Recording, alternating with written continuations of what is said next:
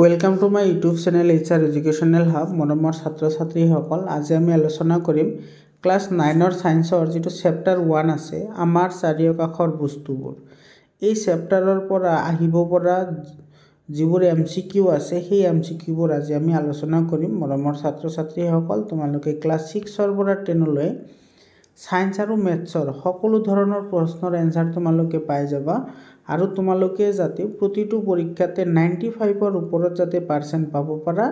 হেতুৰ ওপৰত লক্ষ্য ৰাখি সকলো ক্লাছৰে সায়েন্স আৰু ম্যাথছৰ MCQ তোমালোকে ৰেগুলাৰলি পাই থাকিবা তোমালোকে চেনেলটো সাবস্ক্ৰাইব কৰা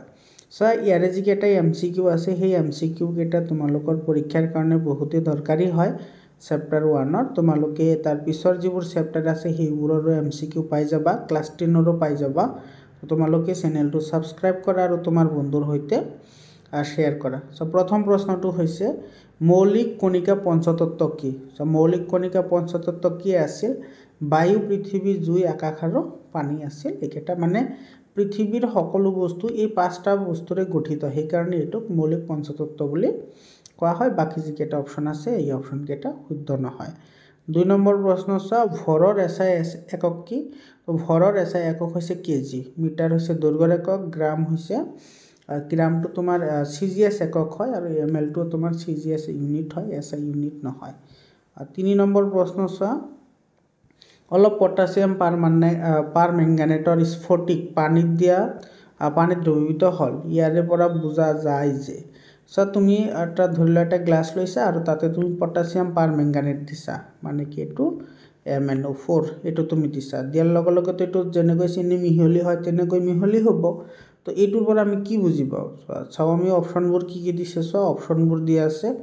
পানী আৰু পটাছিয়াম পাৰমেংগানেটৰ মাজত ৰাসায়নিক বিক্ৰিয়া ঘটিছে এটো তো হ'বই নোৱাৰে কাৰণ পটাছিয়াম পাৰমেংগানেট হৈছে তোমাৰ এটা লৱণজাতীয় পদাৰ্থ গতিকে ই পানীৰ লগত মিহলিহে হৈছে এটো তো ৰাসায়নিক বিক্ৰিয়া নহয় মানে নতুন কোনো পদাৰ্থৰ সৃষ্টি হোৱা নাই পানীৰ অণুত থকা কণিকাবোৰৰ মাজৰ ব্যৱধানত পটাছিয়াম পাৰমেংগানেটৰ স্ফটিক সোমাই পৰিছে তো এইটো হ'ব শুদ্ধ উত্তৰ এটো এটা ভৌতিক প্ৰক্ৰিয়া হয় যেনেকৈ পানীৰ অণুবোৰৰ মাজত থকা যিখিনি ব্যৱধান থাকে সেইবোৰৰ ভিতৰত যেনেকৈ চেনিৰ অণু বা নিমখৰ অণুবোৰ সোমাই পৰে ঠিক তেনেদৰে পটাছিয়াম পাৰমেংগানেটৰ অণু ভিতৰত সোমাই পৰে তো পানীৰ ভৌতিক পৰিৱৰ্তন হৈছে তো ডাইৰেক্টলি কেৱল ভৌতিক পৰিৱৰ্তন যে হৈছে হেতুটো নহয় তো হেতু নহয় তো তোমাৰ এটো বি নম্বৰটো কাৰেক্ট আনসাৰ হ'ব তাৰ পিছৰ প্ৰশ্নটো সোৱা ডেছত পানী বাষ্পীভূত সংঘটিত হয় সো বাষ্পীভৱন প্ৰক্ৰিয়া কেতিয়া সংঘটিত হয় উতলাংকৰ তলৰ যিবোৰ উষ্ণতা আছে সেই উষ্ণতাত তোমাৰ কি হ'ব বাষ্পীভৱন প্ৰক্ৰিয়াটো সংঘটিত হ'ব তো তৰল পদাৰ্থৰ উতলাংকৰ তলৰ সকলো উষ্ণতাত কি হ'ব বাষ্পীভৱন সংঘটিত হ'ব এটো কিন্তু মনত ৰাখিবা বহুতে ভুল আনসাৰ লিখা এটো বহুত সাৱধানে দিবা উতলাংকৰ তলৰ মানে কি তোমাৰ যিমানখিনি তাপ দিলে বস্তুটো উতলি না যায় তাৰ তলত যদি থাকে তেতিয়া হলে এটো বাষ্পীভৱন বুলি কোৱা হয় যদি উতলাংকৰ ওপৰৰ যদি তাপ তুমি প্ৰয়োগ কৰা তেতিয়া হলে হেতু উতলাংক বুলি ক'ব বুজি পালা তাৰ পিছৰ প্ৰশ্নটো সোৱা 5 নম্বৰ প্ৰশ্ন বৰফৰ যদি বিগলন হয় বৰফ মানে যেতিয়া গলে তেতিয়া উষ্ণতা কি হয় সো বৰফ গলাৰ কাৰণে যিখিনি উষ্ণতা বাহিৰৰ পৰা পায় সেইখিনি তোমাৰ বৰফৰ কণিকাবোৰৰ মাজৰ যেটো আকৰ্ষণ বল থাকে হেতু ভাঙাৰ কাৰণে ব্যৱহাৰ হয় সেই কাৰণে বৰফ বিগলন হলে ইয়াৰ উষ্ণতা কি হয় একে থাকে তো ইয়াৰে সি নাম্বাৰটো শুদ্ধ উত্তৰ হ'ব যাক আমি লিন তাপ বুলি কওঁ তোমালোকে যদি চেপ্টাৰটো পঢ়িছা তেতিয়া হলে তোমালোকে গম পাবা তাৰ পিছত পানীৰ উতলাংক আমি তো সকলোৱে জানো যে পানীৰ উতলাংক হৈছে 100 ডিগ্ৰী সেলসিয়াস কিন্তু ইয়াতে 100 ডিগ্ৰী সেলসিয়াস তো দিয়া নাই তো তুমি 100 ডিগ্ৰী সেলসিয়াসৰ লগত 273 প্লাস কৰা এটো কেলভিনত আহি যাব তেতে কেলভিনত দি আছে গুটেই কেটা তো 270 100 ৰ লগত 273 প্লাস কৰিলে কিমান আহিব 373 তো ইয়াৰে ডি নম্বৰটো কাৰেক্ট হ'ব তোমালোকে পাইছাই যে সেলসিয়াসৰ পৰা যদি কেলভিনত নিব লাগে তেতিয়া হলে যেটো সেলসিয়াসৰ উষ্ণতা দিয়া থাকে তাৰ লগত 273 প্লাস কৰিবলে হেটো তোমাৰ কেলভিনত আহি যায় তো ইয়াতে তুমি হেতু কৰিব লাগিব তাৰ পিছত আছে তোমাৰ চাপৰ এসআই একক কি চাপৰ এসআই একক হৈছে পাস্কেল এজন মানুহ হয় তো চাপৰ কাৰণে বহুত অৱদান আগবঢ়াইছে বিজ্ঞানত সেই কাৰণে তেও পাস্কেল নাম দিয়া হৈছে নিউটন তো জানা এটো নিউটন কোন হয় সকলোৱে জানা তাৰ পিছত 8 নম্বৰ কি কৈছে তলৰ কোনটো পদাৰ্থ নহয় বায়ু এইটো পদাৰ্থ হয় বিভিন্ন গেছৰ সমহত্ব মিশ্ৰণ হয় পানীয় পদাৰ্থ হয় এটা হাইড্ৰোজেন আৰু অক্সিজেন থাকে আকাশও কি হয় পদাৰ্থ হয় কিন্তু প্ৰেমটো কি নহয় পদাৰ্থ নহয় এইটো এটা অনুভূতিহে ফিলিংছ এটা উদ্ধায়ী পদাৰ্থৰ উদাহৰণ হ'ল উদ্ধায়ী পদাৰ্থ মানে এইটো কিন্তু বহুত ইম্পৰ্টেণ্ট হয় এই কোৱেশ্যনটো উদ্ধায়ী পদাৰ্থ মানে কি যিবোৰ পদাৰ্থ তোমাৰ কি হয় তোমাৰ সলিডৰ পৰা ডাইৰেক্টলি গেছ হয় মাজৰ যিটো লিকুইড যিটো ষ্টেজ থাকে সেইটো স্কিপ কৰে বা এইটো নকৰে বা তোমাৰ গেছৰ পৰা ডাইৰেক্টলি কি হয় সলিড হয় তো এৰে শুকান বৰফ মানে কি শুকান বৰফ মানে তোমাৰ গোটা কাৰ্বন ডাই অক্সাইডক শুকান বৰফ বুলি কয় এইটো এটা কি হয় উদ্ধায়ী পদাৰ্থ হয় আয়োডিন এটা উদ্ধায়ী পদাৰ্থ হয় কৰ্পূৰ এটা উদ্ধায়ী পদাৰ্থ হয় তেৰ শুদ্ধ উত্তৰ হ'ব আটাইবোৰ তো ডি নাম্বাৰটো শুদ্ধ উত্তৰ হ'ব তাৰপিছত 10 নম্বৰ প্ৰশ্নটো কি কৈছে চোৱা কঠিন পদাৰ্থ প্ৰবাহিত নহয় কিয় নহয় তো কণিকাবোৰৰ মাজৰ আন্তঃআণৱিক আকৰ্ষণ বল বেছি এইটোতো হয় মানে কণিকাবোৰৰ মাজৰ আন্তঃআণৱিক আকৰ্ষণ বল বেছি হ'লে সিহঁতৰ মাজৰ দূৰত্ব কম হয় আৰু বস্তুবোৰ কি হয় কঠিন হয় তো এই নাম্বাৰটো আমি কাৰেক্ট পালোঁ তাৰ পিছৰ অপশ্যনবোৰ চাওঁ আমি কি কৈছে কণিকাৰ মাজত আন্তঃআণৱিক আকৰ্ষণ বল কম যদি কম হয় দূৰত্ব বেছি হ'ব তো তেতিয়া বৈ যাব পাৰিব আৰু ইহঁতৰ মাজৰ ব্যৱধান বেছি এইটোতো হ'ব নোৱাৰে সকলোবোৰ এইটো নহয় তো আমাৰ এ নম্বৰটো কাৰেক্ট আনসাৰ হ'ব তাৰপিছত আছে বাষ্পীভৱনৰ হাৰ আৰ্দ্ৰতা বাঢ়িলে বাঢ়ে এইটোতো নহয়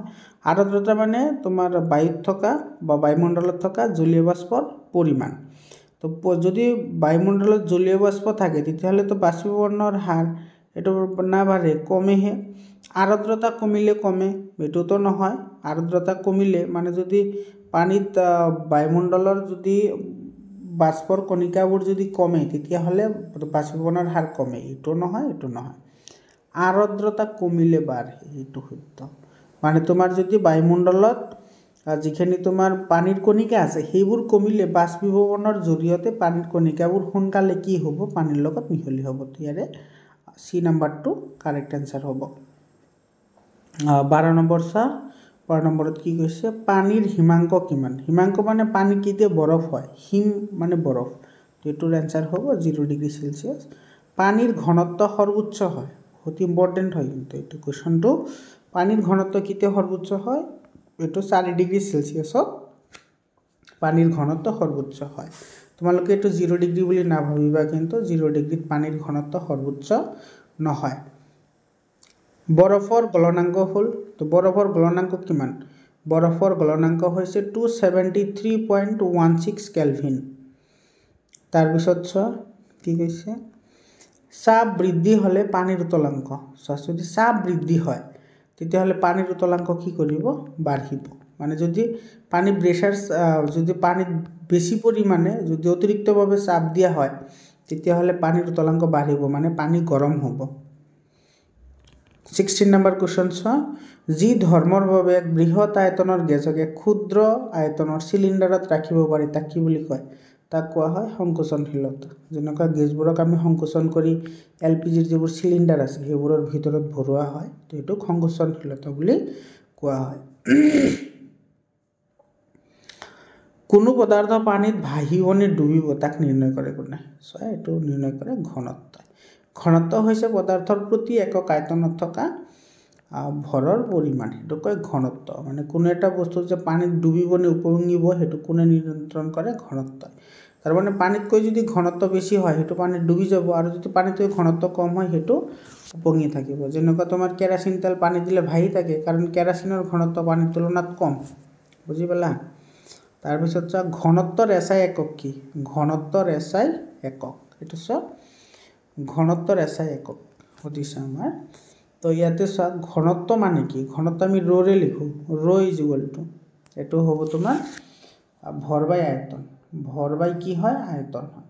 এতিয়া চোৱা তোমাৰ ভৰৰ এছআই একক হৈছে কেজি আৰু আয়তনৰ এছআই একক হৈছে কিউবিক মিটাৰ তাৰ মানে এইটো হ'ব কি কেজি পাৰ কিউবিক মিটাৰ মানে এইটো সি নাম্বাৰটো কাৰেক্ট আনসাৰ 19 নম্বৰ কুৱেশ্যন চোৱা এইটো কি কৈছে জুলীয়া অৱস্থাপ্ৰাপ্ত নোহোৱাকৈ কঠিনৰ পৰা পোনে পোনে গেছীয় অৱস্থালৈ হোৱা ৰূপান্তৰণক কি বোলে এইটো কোৱা হয় তোমাৰ ঊৰ্ধ্বপাতন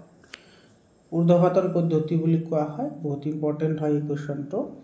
তাৰে পিছত আছে পদাৰ্থৰ চতুৰ্থ অৱস্থা হ'ল তো পদাৰ্থৰ চতুৰ্থ অৱস্থা হৈছে প্লাজমা এইটো তোমাৰ যেটো BEC আছে মানে বোছ আইনষ্টাইন কনডেনসেট এটো দিয়া আছে তোমালোকৰ কিতাপত এটো বাকসৰ ভিতৰত দিয়া আছে সেইখিনি যদি পঢ়িছা তেতিয়া হলে তুমি এইখিনি জানিবা 21 নম্বৰ ঊৰ্ধ্বপাতন পদ্ধতিৰে আহৰণ কৰিব পৰা পদাৰ্থ হ'ল ঊৰ্ধ্বপাতন পদ্ধতিৰে মানে এটো পুনে পুনে গেছৰ পৰা গোটা হ'ব পাৰে বা গোটাৰ পৰা গেছীয় হ'ব পাৰে তো এটো শুদ্ধ উত্তৰ হ'ব এই নম্বৰ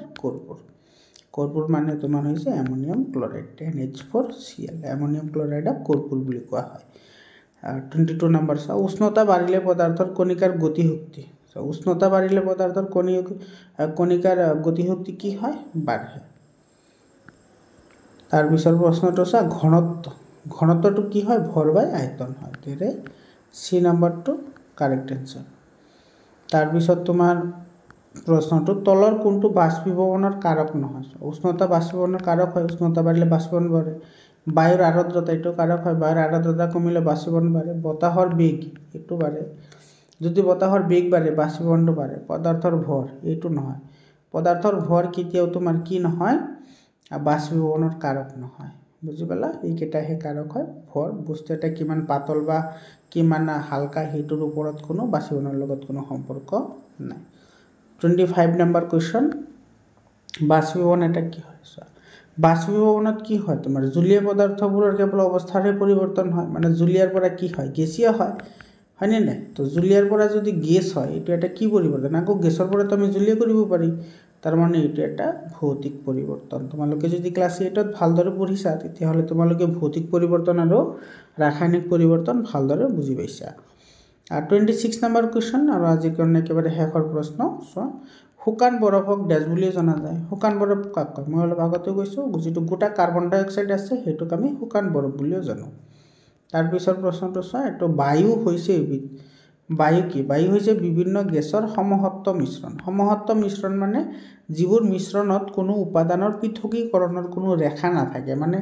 আমাৰ বায়ুত তোমাৰ নাইট্ৰজেন আছে অক্সিজেন আছে হেবোৰটো আমি সেপাৰেট দেখা নাপাও গোটেইখিনি একেলগে মিহলি হৈ থাকে হেতু কয় সমহত্ব মিশ্ৰণ